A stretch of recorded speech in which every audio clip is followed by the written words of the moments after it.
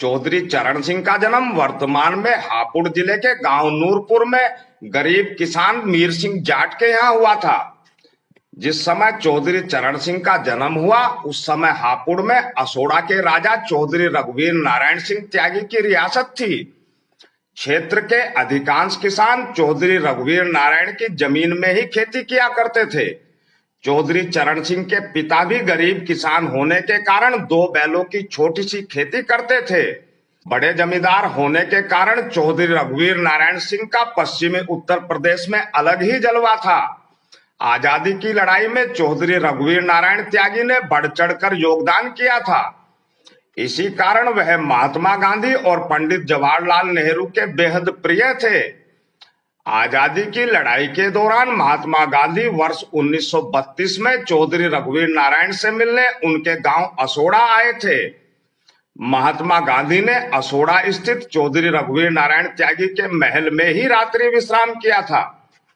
उस समय चौधरी रघुवीर नारायण ने महात्मा गांधी को अपनी कार में बैठाकर क्षेत्र में घुमाया था तथा गांधी जी ने उनके साथ घूमकर अंग्रेजी सत्ता को उखाड़ फेंकने का आह्वान जनता से किया था।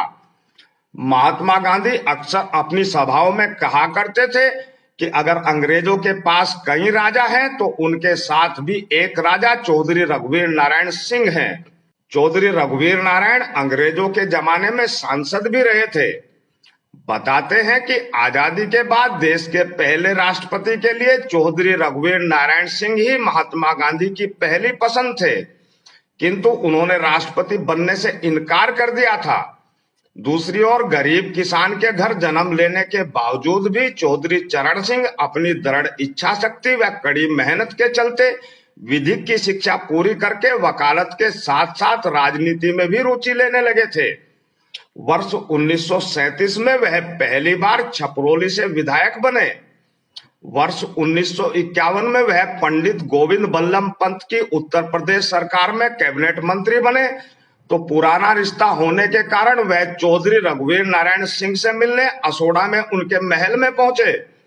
मंत्री बनने के कारण चौधरी चरण सिंह सायरन लगी लाल बत्ती की कार में सवार थे। उनके साथ सुरक्षा कर्मियों के अलावा अन्य गाड़ियों का भी काफिला था। बताते हैं कि मुलाकात के दौरान चौधरी रघुवीर नारायण सिंह ने चौधरी चरण सिंह को ऐसे ही कह दिया कि भले ही लल्ला तुम मंत्री बन गए हो, किंतु राजा तो हम ही रहेंगे। चौधरी रघुवीर नारायण द्वारा कही गई यह बात चौधरी चरण सिंह के दिल को चुभ गई। उस समय चौधरी चरण सिंह चुप जरूर रहे, किंतु उसी समय वह कड़ा फैसला ले चुके थे। चौधरी रघुवीर नारायण से मुलाकात के कुछ समय बाद ही उन्होंने जमींदारी उन्मूलन कानून पास कराकर एक ही झटके में जमींदारी प्रथा का अंत कर दिया। यह वो दौर था जब जाटों में अपने नाम से पहले चौधरी लिखने का चलन ज्यादा नहीं था। जाट बिरादरी के कुछ खास लोग ही अपने नाम से पहले चौधरी लिखा करते थे। उस समय त्यागी बिरादरी में अपने नाम से पहले चौधरी लिखने का प्रचलन था। स्वर्गीय चौधरी चरण सिंह के दौर में कुछ जाटों ने अपने नाम के बाद चौधरी लिखना शुरू कर दिया। चौधरी चरण सिंह ने जिस समय जमींदारी उन्मूलन सहित किसान हित में अन्य कानून पास कराए, उस समय पश्चिमी उत्तर प्रदेश में जाट बिरादरी के अधिकांशतः किसान जमींदारों की जमीन पर ही खेती करते थे। जमींदारी उन्मूलन कानून बनने के बाद वह किसान उस जमीन के मालिक हो गए जिसमें वह खेती करते थे। किसानों के हित में लिए गए इन्हीं कड़े फैसलों के कारण चौधरी चरण सिंह को किसानों का भगवान कहा जाता है।